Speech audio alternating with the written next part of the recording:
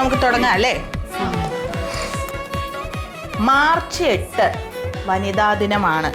അപ്പൊ ഇത്തവണ വളരെ വിപുലമായിട്ട് നമുക്ക് ആഘോഷിക്കണം. കഴിഞ്ഞ മുമ്പത്തെ പോലെയല്ല. നിങ്ങളുടെ എല്ലാവരെയും പരിപാടി ആയിക്കോട്ടെ, ഡാൻസോ പാട്ടോ അങ്ങനെ എന്താണ് വേണ്ടതെന്നുള്ളത് നമുക്ക് ആലോചിച്ചിട്ട്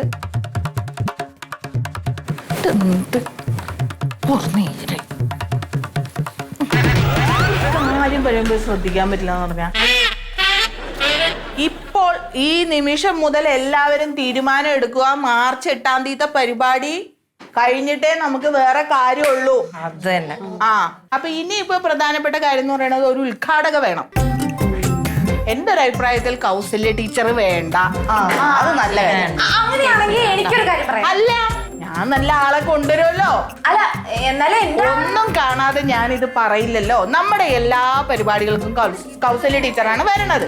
അല്ല പ്രസിഡന്റ്, ഞാൻ പറയണ ആളിന്റെ ഇത്ര വർഷമായിട്ട് എനിക്ക് അറിയണ കാര്യല്ലേ? അത് പ്രസിഡന്റ് നോക്കി തീരുമാനിച്ചോളൂ. അതെ, അത് നമുക്ക് നല്ല ആളെ തന്നെ കണ്ടുപിടിക്കാം. പിന്നെ വേറൊരു കാര്യം എന്താണെന്ന് വെച്ചാൽ, ഈ പുരുഷന്മാരെ നമ്മൾ അടുപ്പിക്കേ വേണ്ട. ചേച്ചി, അന്നത്തെ ദിവസം നമുക്ക് ഭർത്താക്കന്മാരെ ഒഴിവാക്കിയാലോ? ആ ദിവസം ഒഴിവാക്കുന്നോണ്ട് കുഴപ്പമില്ല, ഒഴിവാക്കിക്കോട്ടെ, അത് കുഴപ്പമില്ല. എല്ലാവരും ശ്രദ്ധിക്കേണ്ട കാര്യം എന്താന്ന് വെച്ചാൽ, നമ്മൾ പുരുഷന്മാരെക്കാൾ ഒരു പടി മുകളിലാണ് എന്ന ആൾക്കാരെ ബോധ്യപ്പെടുത്തണം. പിന്നെ പ്രസിഡന്റെ, നമ്മൾ ഈ പിരിവിനിറങ്ങുമ്പോ ചിലര് കളിയാക്കുകയും കൊച്ചാക്കുകയൊക്കെ ചെയ്യും. അന്നേരം എന്താ ചെയ്യണ്ടേ? ഒന്ന് നോക്കട്ടെ, 2 അടി അങ്ങോട്ട് കൊടുക്കണം. സോഷ്യൽ മീഡിയയിലിട്ട് അങ്ങോട്ട് അലക്കി വെളുപ്പിക്കുക. നമ്മുടെ പരിപാടിക്ക് ഒരു ഹൈപ്പും കിട്ടും. ഒരു പ്രധാനപ്പെട്ട കാര്യം മറന്നുപോയി. അതെന്താ? അല്ല, നമ്മുടെ ഈ കാര്യങ്ങൾക്കൊക്കെ ഓടി നടക്കാൻ വേണ്ടിട്ടേ ഏതെങ്കിലും ഒരു ആണ് നമ്മുടെ കൂടെ വേണ്ടേ? അതായത് നമുക്ക് നല്ലോണം വിശ്വസിക്കാൻ പറ്റുന്ന, നമ്മുടെ ആശയങ്ങളോട് കൂടെ നിൽക്കുന്ന, നമ്മുടെ കാര്യങ്ങൾക്ക് വേണ്ടി ആത്മാർത്ഥമായി പെരുമാറുന്ന അങ്ങനെ ഒരാളെയാണ് നമുക്ക് ആവശ്യം. സത്യശീല മതിയല്ലോ.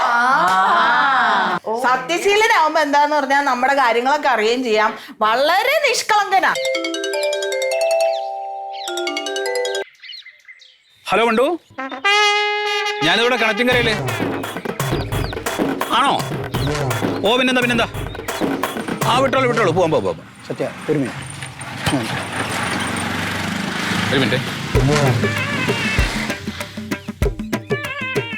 എന്താ രാവട്ടാ? ഇന്നലെ രാത്രി എന്റെ മോള് പരീക്ഷ കഴിഞ്ഞ് ബസ് ഇറങ്ങി വരുമ്പോ നീങ്ങളുടെ വീട്ടിൽ കുട്ടിക്കൊണ്ടാക്കിന. അവള് പരീക്ഷ കഴിഞ്ഞ് വന്നപ്പോ ഇന്നലെ ഒരുപാട് വൈകിയല്ലോ. അപ്പൊ കവലയിൽ ഇറങ്ങിയപ്പോഴേ ഞാൻ അവിടെ ഉണ്ടായിരുന്നു. അപ്പൊ പിന്നെ ഒന്നും നോക്കിയില്ല, നേരെ വീട്ടിൽ കൊണ്ടുവന്നാക്കിയതാണ്. നീ അവള് ദേഹത്ത് മുട്ടിയാ? മുട്ടിയൊന്നുമില്ല. എന്ത് നീ മുട്ടി? ഇല്ല രാഘവേട്ട, ഇനിയിപ്പോ രാത്രിയല്ലേ, അപ്പൊ അറിയാതെ എങ്ങാനും ചിലപ്പോ ഒന്ന് മുട്ടി കാണും, അത്രേ ഉള്ളൂ. നീ മുട്ടിന്ന് അവള് പറഞ്ഞു. കട മുതൽ വീട് വരെ നീ മുട്ടിക്കൊണ്ട് വന്നിട്ട് അവളെ കൈക്ക് നീര് വന്നിട്ടില്ല. വെയ്യാൻ പറ്റി ഇങ്ങനെ സംഭവിച്ചിട്ടുണ്ടെങ്കിൽ നിന്റെ കണ്ണ് ഞാൻ അടിച്ചു പൊട്ടിക്കും. മനസ്സിലായാ? ഇപ്പൊ ഞാൻ എന്ത് ചെയ്യാതെന്നറിയാ? ഇത് നാട്ടുകാരറിഞ്ഞ എന്റെ മൂക്ക് മോശം. അല്ലെങ്കിൽ നിന്റെ കണ്ണ് ഞാൻ അടിച്ചു പൊട്ടിച്ചിട്ടുണ്ടോ? ആരോടും പറയണ്ട.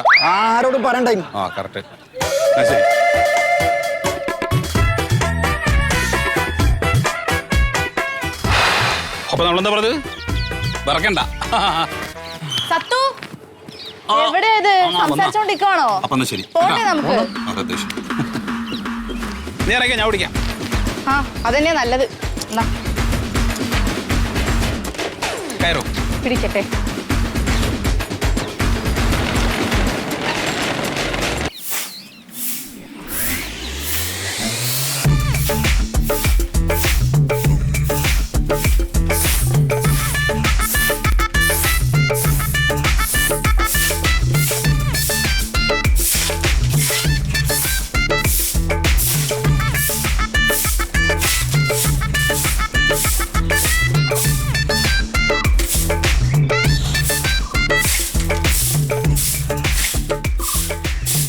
തരണേ, ആ ഫോൺ എടുത്തേ.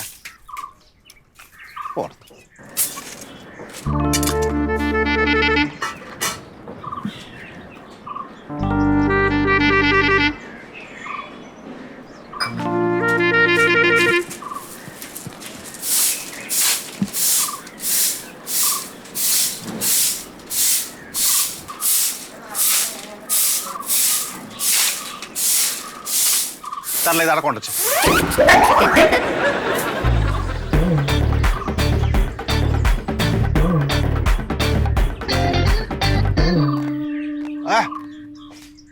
അത് ചാർജിന് വെച്ചിനോ? അത് ഞാൻ പറയണ ചാർജ് വെക്ക്. അത് കഴിഞ്ഞിട്ട് അല്ലല്ലേ പറ്റില്ല, ചാർജ് വെച്ചിട്ടോ കുത്ത്. പണി കഴിഞ്ഞിട്ട് നിനക്ക് ആവശ്യമുണ്ട് നീ പോയാൻ. ഫോൺ ചാർജ് വെക്കേണ്ടത് ആരോടും പറയണം. എന്ത് മണ്ടിയാ ഈനെ കല്യാണം പോറ്റ് എന്നെ പാടും ചവിട്ട അവിടെ ചമ്മിച്ചേർത്ത മോളെ.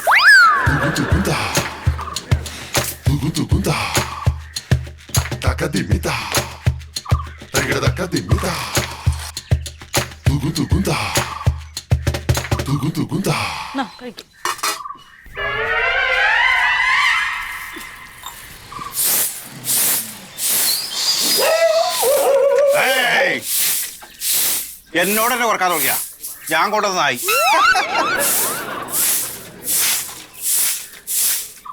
തള്ളേ ക്ലാസ് കൊണ്ട് കഷ്ടാണ് മനുഷ്യ, നിങ്ങൾക്ക് കൊണ്ടുവച്ചൂടെ? ഞാൻ രാവിലെ തുടങ്ങണ പണിയല്ലേ ഇവിടെ. ഞാൻ ഇവിടെ ഇരിക്കുന്നിടത്ത് ഈ ഗ്ലാസ് എടുത്ത് അവിടെ കൊണ്ടുവെക്കല. എന്താ കൊണ്ടുവച്ചാല് എനിക്ക് പറ്റൂലേ. രാവിലെ തുടങ്ങണ പണിയത് എന്താണ്? ഞാൻ ഒറ്റ കുറഞ്ഞു ചോദിച്ചോട്ടോ, ഇരിക്കെന്തെന്ന് ഇവിടെ പണി? ഞാൻ തിരിച്ചു ചോദിച്ചോട്ടെ, നിങ്ങൾക്ക് എന്താ ഇവിടെ പണി? നീ എന്ന് പറഞ്ഞേ എനക്കെന്ത് ഇവിടെ പണിയാ? നിങ്ങൾക്ക് എന്തോടെ പണി? ഞാൻ രാവിലെ തുടങ്ങി ചെയ്യണ കണ്ടുകൂടെ? അപ്പൊ നിങ്ങൾക്ക് എടി നിന്നെ കെട്ടിക്കൊണ്ടത് എന്റെ കാര്യം നോക്കാനാണ്. ഞാനാ നിന്നെ കല്യാണം കഴിച്ചത്. എന്നാ പിന്നെ ഒരു കാര്യം ചെയ്യാം, ഞാൻ നിങ്ങളുടെ കാര്യം മാത്രം നോക്കിക്കൊണ്ടിരിക്കുക. ഇവിടെ ചെലവിന് നിങ്ങൾ കൊണ്ടുവരുമോ? എടി നീ എന്റെ ഭാര്യയല്ലേ, ഞാൻ നിന്റെ ഭാര്യയല്ലോ. അതെ അതെ അതെ, പഞ്ചായത്തിലെ മാതൃകാ ഭർത്താവാണ് നിങ്ങൾ. അതെ, മാതൃകാ ഞാൻ മാതൃകനായ പുരുഷനാണ്. അതെ, അതെ, അതെ, അങ്ങനെ തന്നെ. ഒരു ഭർത്താവിന്റെ കാര്യങ്ങൾ നോക്കാൻ ഒരു ഭാര്യന്റെ പണി. നീ പറ, സത്യം പറ. നീ തർക്കുത്തരം പറഞ്ഞില്ല എന്നോട്. ഉന്നോട് തർക്കുത്തരം പറയാൻ മാറ്റി നീ ആയിട്ടാ നീ വളർന്നിട്ടടി. ആദ്യം പോയി പണിയെടുത്ത് പൈസ കൊണ്ടു, എന്നിട്ട് നിങ്ങൾ സംസാരിക്കും. അങ്ങനെയാണ് ചെയ്യേണ്ടത്. ഭർത്താക്കന്മാരായി അങ്ങനെയാ ചെയ്യേണ്ടത്. അപ്പുറത്തിപ്പുറത്ത് നോക്ക്, അപ്പുറത്തിപ്പുറത്തെ വീട്ടുകാരെ നോക്ക്. നിങ്ങൾ അവരെന്തിനാ സുഖമായിട്ടാ ജീവിക്കുന്നത്? കാരണം എന്താ? ഭർത്താക്കന്മാര് പഠിക്കുമോ? ഞാൻ പോലും ഇറക്കിപ്പോ പൈസ എനിക്ക് ആ പൈസ തീരുമ്പോ ഞാൻ പഠിക്കൂടി. എനിക്ക് ആ പൈസ തീരുമ്പോ അതുവരെ എന്ത് ചെയ്യും? വെറുതെ ഇരുന്ന് കഴിക്കും. ഇവിടെ ഞാൻ പട്ടിപ്പണി എടുക്കാൻ ഇപ്പം മനസ്സിലായ കാര്യങ്ങളോ അങ്ങനെ വിട്ട് പോന്നല്ലോ. നീ എന്നെ കാണിച്ചേ ഇവിടെ അങ്ങനെ വിട്ടൂടാ. രാവിലെ തുടങ്ങണ പണിയൊന്നും ഇവിടെ അതാരും ചിന്തിക്കില്ല. ഭർത്താവിന്റെ കാര്യം നോക്കണം, മക്കളുടെ കാര്യം നോക്കണം, എല്ലായിടത്തും പോയി പണിയെടുക്കണം. എന്നിട്ട് ചിന്തിച്ചേ മറിമായം